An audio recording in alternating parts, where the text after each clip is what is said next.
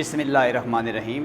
अस्सलाम वालेकुम dear students, हमने ट्रांसफार्मर को इंट्रोड्यूस कर लिया है, ट्रांसफार्मर का वर्किंग प्रिंसिपल बयान कर लिया है, ट्रांसफार्मर की कंस्ट्रक्शन, ट्रांसफार्मर की वर्किंग और ट्रांसफार्मेशन इक्वेशन हमने ड्राइव कर ली है और फिज़िकली और mathematically step up and step down transformers को आइडेंटिफाई भी कर लिए। Once again, transformer is an electrical device which is used to change the level of AC voltage and AC.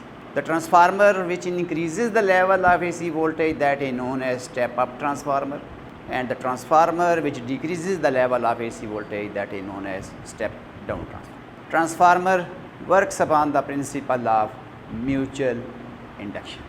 Transformer consists of two separate coil of insulated copper wire tightly wound on core of ferromagnetic material of high permeability. One coil to which power is supplied, that is known as primary coil, and the coil from which the power is delivered to the external circuit, that is known as the secondary coil. These two coils are actually wound in such a way that magnetic flux through the both coils should be same. So actually the transformers are constructed in this way. Primary and secondary coils are very close to each other. Complete flux of the primary coil passes through the secondary coil. ये जो diagram बच्चों बताई थी, ये book के ऊपर diagram बनी है जो आपको समझाने के लिए बनाई थी। मज़ीद आपको बताया था कि जो कोर है ये लेमिनेटेड है। लेमिनेटेड का मतलब क्या है, लेमिनेटेड क्यों है, ये इस टॉपिक के लास्ट सेगमेंट में आज हम पढ़ने जा रहे हैं। उसके बाद ट्रांसफार्मर की वर्किंग बताई थी कि जब हम alternating voltage VP primary coil को देते हैं जिसके नंबर ऑफ टर्न एनपी हैं, चूँकि वोल्टेज अल्टरनेटिंग है, इस कॉइल का फ्लक्स चेंज होता है। चेंजिंग फ्लक्स लिंक करता है through secondary coil, changing flux link करता है with secondary coil through soft laminated core of ferromagnetic material. Secondary coil में अल्टरनेटिंग वोल्टेज इंड्यूस्ड होती है जिसको बच्चों वीएस लिखा था, और यही ट्रांसफार्मर की आउटपुट वोल्टेज होती है। अब बच्चों आपको बताया है कि स्टेप अप ट्रांसफार्मर ऐसे ट्रांसफार्मर को बोलते हैं जिसकी आउटपुट वोल्टेज वीएस ग्रेटर होती है इनपुट वोल्टेज वीपी से, जिसकी आउटपुट वोल्टेज का लेवल वीएस ग्रेटर होता है इनपुट वोल्टेज वीपी के लेवल से, that is known as step up transformer. And transformer जिसकी आउटपुट वोल्टेज वीएस का लेवल कम होता है इनपुट वोल्टेज वीपी के लेवल से। ट्रांसफॉर्मेशन इक्वेशन ड्राइव की थी कि ratio of these two voltages is directly related to the ratio of the number of turns. It means VS over VP equal to NS over NP. This is known as transformation equation या transformer equation. अभी हम इस equation को in terms of current भी extend करेंगे और फिर एक दफ़ा हम स्टेप अप और स्टेप डाउन ट्रांसफार्मर को आइडेंटिफाई करेंगे। अकॉर्डिंग टू दिस इक्वेशन मैंने बताया जिस ट्रांसफार्मर का आउटपुट वोल्टेज वीएस वीपी से बड़ा होता है उसको स्टेप अप ट्रांसफार्मर कहते हैं। तो चूँकि ये रेशो और ये रेशो डायरेक्टली है तो उसका मतलब है जिस ट्रांसफार्मर के सेकेंडरी कॉइल के number of turn primary coil से ज़्यादा होते हैं वो स्टेप अप ट्रांसफार्मर कहलाता है। जिस ट्रांसफार्मर के सेकेंडरी कॉइल के नंबर ऑफ टर्न्स कम होते हैं प्राइमरी कॉइल के नंबर ऑफ टर्न से स्टेप डाउन ट्रांसफार्मर कहलाता है। अगर मैं यहाँ पर शॉर्टली लिखूँ तो हम कह रहे हैं कि एन एस ग्रेटर है एन पी से, this is step up transformer. N S less है एन पी से, स्टेप डाउन ट्रांसफर। तो यहाँ तक बच्चों हम स्टडी कर चुके। आज हम पहली बात तो देखना चाहते हैं कि जो ट्रांसफॉर्मेशन इक्वेशन है इन टर्म्स ऑफ करंट कैसे लिखें। फिर उसके बाद हम देखेंगे कि एक आइडियल ट्रांसफार्मर कौन सा होता है और जो एक्चुअल ट्रांसफार्मर है और आइडियल ट्रांसफार्मर है उसमें क्या फ़र्क है। और फिर आखिर पे ट्रांसफार्मर के अंदर जो एनर्जी का लॉस है जिसको पावर लॉसेस इन ट्रांसफार्मर बोलते हैं, हम उनको एड्रेस करेंगे। At the end application of transformer बताएंगे कि एक्चुअली तौर पर ट्रांसफार्मर की एप्लीकेशन क्या है। First of all ideal transformer. अब बच्चों हमने बताया है हम इलेक्ट्रिकल पावर प्राइमरी कॉइल को देते हैं और इलेक्ट्रिकल पावर ही सेकेंडरी कॉइल से लेते हैं, यानी एनर्जी की जो ट्रांसफॉर्मेशन है वो one kind to other kind नहीं है। जिस टाइप की एनर्जी प्राइमरी कॉइल को दे रहे हैं उसी टाइप की एनर्जी सेकेंडरी कॉइल से ले रहे हैं, but with different current end voltage levels. Level change हो रहा है, वोल्टेज और करंट के लेवल चेंज हो रहे हैं। हम ये नहीं कह रहे कि transformer converts one type of energy into other type of energy. हम बोलते हैं transformer transmit electrical power from primary coil to the secondary coil by changing the level of AC voltage and AC. This is the proper definition of the transformer. How this power is transferred or transmitted to the secondary coil, ये बच्चों working में पढ़ कर आए हैं। There is no electrical connection between these two coil. The power which is supplied to the input mean primary coil transferred to the secondary coil through the magnetic flux linkage. ये magnetic flux का link है, ये magnetic flux की linkage से power transmit होती है।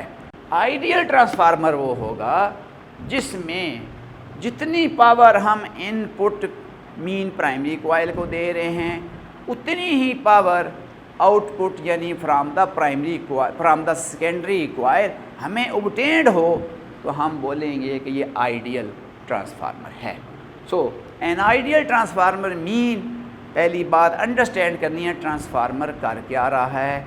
Electrical power को primary coil से सेकेंडरी कॉइल ट्रांसफ़र कर रहा है through magnetic flux linkage. Flux का लिंकेज है, इलेक्ट्रिकल कनेक्शन नहीं है दोनों कॉइल का आपस में। ये तो ऑलरेडी आपकी अंडरस्टैंडिंग में मौजूद है। But what is ideal transformer? An ideal transformer is one in which electrical power input to the primary coil is equal to the electrical power output from the secondary. अब बच्चों हम कह रहे हैं आइडियल ट्रांसफार्मर, तो उस transformer को बोलते हैं जिसके electrical power input to the primary coil, यानी जो प्राइमरी कॉइल को इनपुट पावर दे रहे हैं वो इक्वल हो सेकेंडरी कॉइल से जो हमें आउटपुट पावर ऑब्टेन हो रही है। सिंपली बोले an ideal transformer is one in which input power is equal to output power. अब हम जानते हैं इनपुट पावर भी इलेक्ट्रिकल है, आउटपुट पावर भी इलेक्ट्रिकल है। इनपुट पावर हम प्राइमरी कॉइल को देते हैं, आउटपुट पावर सेकेंडरी कॉइल से लेते हैं। So an ideal transformer is one in which electrical power input to the primary coil is equal to the electrical power output from the secondary coil. It means the efficiency of an ideal transformer is one या 100%। अब बच्चों हमें पता है efficiency ratio होती है output to the input. तो यहाँ पर आउटपुट एक इलेक्ट्रिकल पावर है, इनपुट भी एक इलेक्ट्रिकल पावर है। तो अगर पावर आउटपुट को पावर इनपुट से डिवाइड कर दें तो ट्रांसफार्मर की एफिशिएंसी है। और हम कह रहे हैं कि अगर तो ट्रांसफार्मर आइडियल है मीन पावर आउटपुट और पावर इनपुट दोनों इक्वल हैं तो ज़ाहिर एफिशिएंसी 1 आएगी। परसेंटेज में निकाले तो 100 से मल्टीप्लाई करें तो इट मीन 100% आएगी। अब क्या ऐसा पॉसिबल है या नहीं वो बच्चों बात की बात है। और अगर ऐसा पॉसिबल नहीं है तो क्यों कर नहीं है वो भी हम आगे देखने वाले हैं। हम एक ऐसे ट्रांसफार्मर को डिफ़ाइन कर रहे हैं, यानी थ्योरेटिकली डिफ़ाइन कर रहे हैं, जिसकी पावर आउटपुट इक्वल हो पावर इनपुट के, उसको बोलेंगे आइडियल। इट मीन उसकी फिर जो एफिशिएंसी है वो फिर क्या होगी, वो 100% होगी। और अगर हम आइडियल ट्रांसफार्मर को मैथमेटिकली लिखें, mathematic power output equal to power input, यानी ऐसा ट्रांसफार्मर जिसका पावर आउटपुट बराबर है पावर इनपुट के, that transformer is named as the ideal transformer. और बच्चों हमने यूनिट 12 में पढ़ा है कि जो इलेक्ट्रिकल सर्किट की पावर होती है P, that is equal to V into I, इसको इलेक्ट्रिकल पावर कहते हैं। यानी अगर हम सोर्स को जो वोल्टेज है उसके करंट से मल्टीप्लाई कर दें, वी गेट द पावर। अब यही पावर जब सर्किट में जाती है, रजिस्टर में जाती है, तो डिसिपेट होती है, जिसको हम पावर डिसिपेशन इन रजिस्टर बोलते हैं। तो इसी फार्मूले को अगर हम V की जगह पे IR लगा दें तो ये फार्मूला I²R बन जाता है। और अगर हम V की जगह पे I की जगह पे V/R लगा दें तो फार्मूला V²/R बन जाता है, जिसको पावर डिसिपेशन इन रजिस्टर कहते हैं।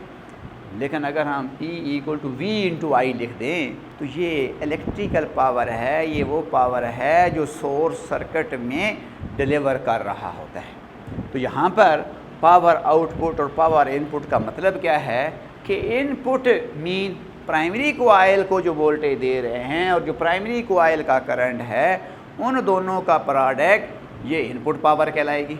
और आउटपुट पावर का मतलब है जो सेकेंडरी कोआइल पे वोल्टेज obtained हो रही है थ्रू द इंडक्शन, वो और सेकेंडरी कोआइल में जो करंट है, उन दोनों का जो प्रोडक्ट होगा वो पावर आउटपुट कहलाएगी। और अगर हम अज्यूम करें कि इस कोआइल में जो करंट है वो IP है, इस कोआइल में जो सपोज़ करें करंट है, सपोज दिस इज़ IS है। ये बच्चों जो मैंने करंट पे एरो लगाए हैं ये हाइपोथेटिकली लगाए हैं, ये कोई डायरेक्शन नहीं है करंट की, अंडरस्टैंड कराने के लिए कि मैं यहाँ पे करंट की को रिप्रेजेंट कर रहा हूँ। तो input voltage VP, input current IP, input power VP IP, output power mean output voltage VS, output current IS, output power VS IS। चूँकि पावर V इंटू I होता है तो बच्चों अगर हम यहाँ पर पुट करें, आउटपुट पावर की जगह पे आ जाएगा बच्चों VS IS और इधर आ जाएगा VP। अब अगर हम इन दिस फॉर्मेट लिख दें, वोल्टेजेस को एक साइड पे कर दें, we get the equation VS over VP equal to IP over IS। ये जो बच्चों इक्वेशन थी जिसको हमने इक्वेशन नंबर 3 का नाम दिया था, तो अगर हम इस इक्वेशन को उस इक्वेशन के साथ इक्वेट करें तो we can get the transformer equation in term of voltage ratio and current ratio related to the turn ratio, which is the most general transformation equation. So putting या comparing this equation with equation 3, we can write the equation. अब जो मैं इस equation को उस equation के साथ मिला के लिखने लगा हूँ तो ये इक्वेशन फिर यूँ लिखी जाएगी, VS over VP that is equal to NS over NP that is equal to IP over IS। इसका मतलब है कि जो टर्न रेशो है it is directly related to the voltage ratios but inversely related to the current ratio. अब हमें ये equation बता रही है कि जिस ट्रांसफार्मर की आउटपुट वोल्टेज ग्रेटर होगी, आउटपुट करंट कम होगा। दूसरे लफ्ज़ों में वोल्टेज और करंट आपस में इन्वर्सली रिलेटेड नज़र आ रहे हैं। इधर भी वोल्टेज और करंट आपस में इन्वर्सली रिलेटेड हैं। करंट का टर्न के साथ भी इन्वर्स रिलेशन है, करंट का वोल्टेज के साथ भी इन्वर्स रिलेशन है, लेकिन वोल्टेज का टर्न के साथ डायरेक्ट रिलेशन है। तो इसका मतलब है ट्रांसफार्मर जो हमने कहा था स्टेप अप ट्रांसफार्मर, ऐसे ट्रांसफार्मर को बोलते हैं जिसकी आउटपुट वोल्टेज इनपुट से ज़्यादा हो। आउटपुट वोल्टेज का लेवल ज़्यादा होता है इनपुट वोल्टेज के लेवल से। तो इस इक्वेशन के मुताबिक जो ट्रांसफार्मर वोल्टेज के लेवल को इंक्रीज़ करता है वो करंट के लेवल को करस्पॉन्डिंगली डिक्रीज़ करता है। क्योंकि पावर शुड रिमेन कांस्टेंट। अगर ये क्वांटिटी बढ़ती है तो ये कम हो जाएगी, लेकिन पावर क्या रहेगी, वो तो इनपुट और आउटपुट पे फिर बराबर ही रहनी चाहिए। इसका मतलब है जो ट्रांसफार्मर है वो पावर को स्टेप अप या स्टेप डाउन नहीं करता, वो एनर्जी को स्टेप अप या स्टेप डाउन नहीं करता, क्योंकि पावर को अगर ट्रांसफार्मर स्टेप अप और स्टेप डाउन करता है तो it means it is the violation of law of conservation of energy. It means चूँकि law of conservation of energy can never be violated in this universe, तो इसका मतलब ये है कि जो ट्रांसफार्मर है वो वोल्टेज के लेवल को चेंज करता है, या वोल्टेज का लेवल अगर बढ़ाता है तो करंट का लेवल कम कर देगा, और अगर वोल्टेज का लेवल कम करता है तो करंट का लेवल बढ़ा देगा, क्योंकि वोल्टेज रेशोज़ इक्वल हैं करंट की इन्वर्स रेशोज़ के साथ, जो कि हमने इक्वेशन यहाँ पर ऑब्टेन्ड की है। और अब ट्रांसफार्मर की इक्वेशन को ratio of number of turn, ratio of number of volt, ratio of voltages और रेशियो ऑफ करंट के फॉर्म में लिखा है। तो इट मीन्स हमें पता चल गया है कि स्टेप अप ट्रांसफार्मर वोल्टेज का लेवल बढ़ाता है लेकिन करंट के लेवल को कम कर देते हैं। दिस इक्वेशन शोज़ दैट, मैं इस इक्वेशन को बच्चों इक्वेशन नंबर 4 कह रहा हूँ और लिख रहा हूँ कि this equation show that a step up transformer which increases the level of AC voltage, it decreases the level of AC. Step up transformer which increases the level of AC voltage decreases the level of AC. इसका मतलब है कि जो step up transformer है उसमें हम बोल रहे हैं VS ग्रेटर होता है VP से, हम कह रहे हैं NS ग्रेटर होता है NP से, लेकिन हम कह रहे हैं कि IS स्मॉलर होता है IP से। ये तीनों जो मैंने इनइक्वालिटीज़ लिखी हैं ये स्टेप अप ट्रांसफार्मर की इनइक्वालिटीज़ हैं कि VS greater than VP, output voltage greater than input voltage, number of turn in secondary coil greater than number of turn in primary coil, current at the secondary coil is smaller than current at the primary. So these inequalities represents the step down transformer, a step down transformer which decreases the level of AC voltage, it increases the level of AC. AC का level बढ़ाएगा, step down transformer voltage घटाता है, voltage का level कम करता है लेकिन current का level बढ़ा देता है। इसकी इनइक्वालिटीज़ अगर मैं लिखूं तो यूँ लिखूँगा VS less than VP, NS less than NP, but IS greater than IP। तो तमाम जो इनइक्वालिटी साइंस हैं उलट गए हैं, आउटपुट वोल्टेज कम होगी इससे स्टेप डाउन ट्रांसफर, उधर टर्न कम हो गए इससे स्टेप डाउन ट्रांसफर, उधर करंट ज़्यादा होगा इससे स्टेप डाउन ट्रांसफर। तो इसका मतलब है कि इन टर्म ऑफ वोल्टेज हम ट्रांसफार्मर की टाइप बयान करते हैं। जो स्टेप अप का वर्ड है वो वोल्टेज के लेवल को इंक्रीज़ करने के लिए बयान किया गया है, और स्टेप के साथ जो डाउन का वर्ड है वो वोल्टेज के लेवल की डिक्रीज़ को बयान करने के लिए यूज़ किया गया है। इसलिए जो हम स्टेप अप और स्टेप डाउन ट्रांसफार्मर को नॉमेनक्लेचर देते हैं वो वोल्टेज लेवल की चेंज के हिसाब से देते हैं। हालांकि जो वोल्टेज बढ़ाता है करंट के सेंस में तो लेवल कम हो रहा है, तो अब अगर हम उसको इन टर्म ऑफ करंट कहें तो जिसको स्टेप अप कह रहे थे वो तो फिर स्टेप डाउन कहलाएगा इन टर्म ऑफ करंट। तो कन्फ्यूजन से बचने के लिए हम ट्रांसफार्मर को जो नेम देते हैं, जो नॉमेनक्लेचर देते हैं, वो वोल्टेज लेवल के हिसाब से देते हैं। So this is an ideal transformer. अब बच्चों जो ट्रांसफार्मर मैंने आपको दिखाया था ये आइडियल ट्रांसफार्मर नहीं है, दो it may be more efficient but not 100% efficient. This is a real transformer, this is an actual transformer, this is a practical transformer. ये वो ट्रांसफार्मर है जो एक्चुअली मौजूद है। ये मैंने आपको अल्फाज में बताया है कि आइडियल ट्रांसफार्मर किसको बोलते हैं या कौन सा ट्रांसफार्मर आइडियल हो सकता है। लेकिन ये वो ट्रांसफार्मर है जो प्रैक्टिकली अवेलेबल है, एक्चुअल है, रियल है। ये जो गली मोहल्ले में वाबड़ा वालों के ट्रांसफार्मर लगे हुए हैं वो भी एक्चुअल ट्रांसफार्मर हैं, आइडियल नहीं है। मैं कह रहा हूँ कि ये एक्चुअल है, ये रियल है। It can be more efficient but not 100% efficient. अब what is the difference between in an actual transformer and in an ideal transformer?